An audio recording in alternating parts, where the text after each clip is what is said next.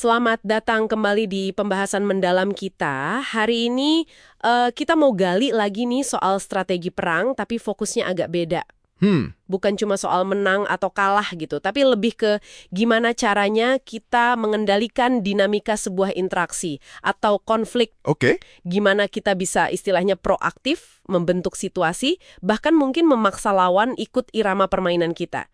Kita ambil inspirasi dari The 33 Strategies of War lagi nih, tujuannya biar kita paham cara membentuk medan pertarungan itu sendiri. Betul sekali. Ini udah levelnya di atas sekedar nyerang atau bertahan biasa ya.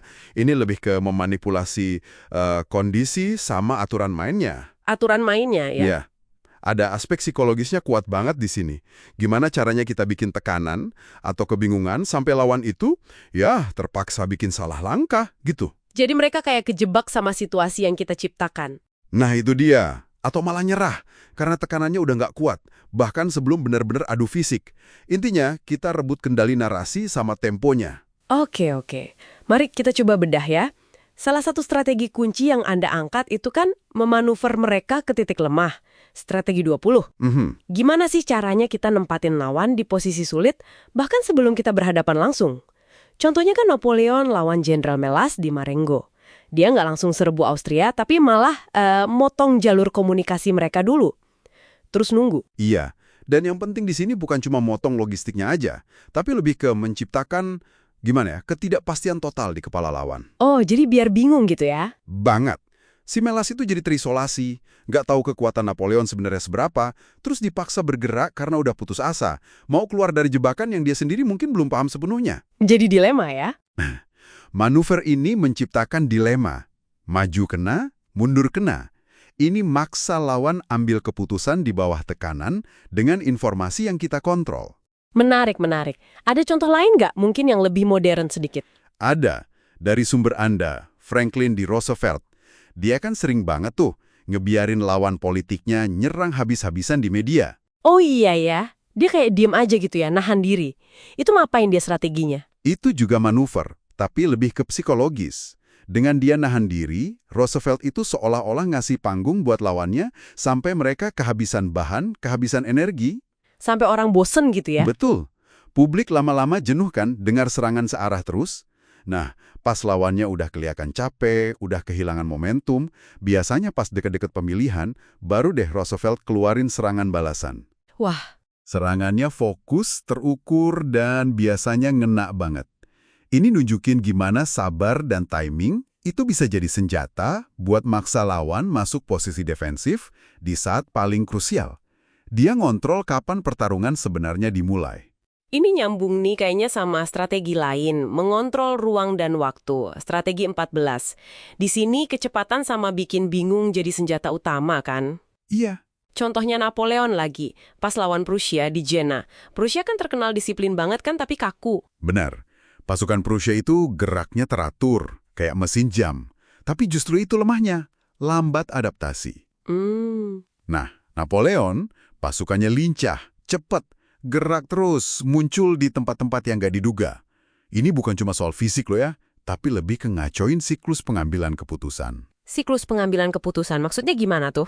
Jadi, kita ganggu cara mereka ngamatin situasi, terus mutusin mau ngapain, terus bertindak. Kita bikin proses itu jadi kacau. Respon mereka jadi telat terus atau malah keliru. Oh, jadi panik sendiri gitu ya? Iya, kepanikan, keraguan, itu ngeruntuhin moral mereka duluan sebelum perang besarnya terjadi. Ini mirip dong sama taktiknya Rommel di Padang Gurun yang Anda baca juga? Yang pakai tank lemah buat umpan itu? Persis, Rommel mancing tank Inggris yang lebih kuat biar masuk ke area yang udah disiapin senjata anti-tank Jerman yang ngumpet. Dia ngontrol persepsi lawan. Jadi fokusnya ke umpan ya? Betul, bikin mereka fokus ke umpan yang kelihatan lemah itu. Terus dia juga ngontrol tempo pertempurannya, maksa mereka masuk perangkap pas waktunya tepat. Ini contoh bagus gimana manipulasi info dan waktu bisa maksa lawan bikin kesalahan fatal. Kalau di konteks lain, kayak negosiasi gitu bisa juga ya? Bisa banget. Mungkin Anda sengaja tonjolin isu kecil sebagai umpan, biar perhatiannya ke situ, padahal tujuan utama Anda di poin lain yang lebih penting. Menarik. Ini juga kayaknya nyerempet sedikit ke strategi 9 soal kekuatan serangan balik. Kadang-kadang justru dengan ngebiarin lawan gerak duluan, kita bisa ngendalin dinamika. Tapi bedanya apa sama bertahan pasif aja? Nah, kuncinya ini bukan nunggu pasif, tapi lebih kayak kesabaran aktif. Kita biarin lawan maju, bukan karena kita lemah, tapi buat ngelihat kartu mereka kebuka. Oh, buat baca permainan mereka. Iya, buat pahami arah serangannya kemana, energinya gimana, terus cari titik lemah yang muncul pas mereka lagi gerak itu. Nah, pas celahnya kebuka, pas mereka ngerasa paling aman atau udah terlalu komit ke satu arah, baru kita serang balik. Dari sudut nggak terduga. Tepat, kita manfaatin momentum atau posisi salah mereka buat rebut kendali dengan dampak semaksimal mungkin. Oke, jadi kalau dirangkum nih, apa intinya buat Anda? Ngendaliin dinamika ini ternyata, bukan soal adu otot aja ya. Sama sekali bukan. Ini lebih ke permainan pikiran. Manuver yang cerdas, tekanan psikologis yang pas ukurannya, sama kemampuan buat maksa lawan main di lapangan, dan waktu yang kita yang pilih. Jadi kita yang bikin aturannya. Intinya gitu. Kita ciptain kondisi biar lawan itu ngalahin dirinya sendiri. Karena terus-terusan dipaksa bereaksi sama langkah kita, fokusnya jadi geser, dari cuma menangin pertempuran kecil-kecil, jadi menangin perang besarnya dengan cara ngebentuk konteksnya dari awal. Oke, masuk akal banget. Nah, sebagai penutup nih, coba kita tarik ini ke kehidupan Anda sehari-hari. Coba deh renungin, gimana strategi memaksa, ini manuver ke titik lemah, bikin tekanan psikologis, ngontrol tempo, bisa Anda terapin. Yang susah banget dihilangin. Bisa jadi ya. Seberapa sering sih kita, tanpa sadar, malah ngebiarin orang lain atau situasi luar yang ngatur interaksi kita? Gimana caranya kita bisa lebih sadar, lebih halus buat ngubah dinamika itu? Mungkin dengan ngantisipasi langkah lawan, atau ciptain tekanan yang terukur, atau milih strategis kapan dan di mana kita mau terlibat dalam pertarungan itu. Jadi lebih proaktif ya? Betul.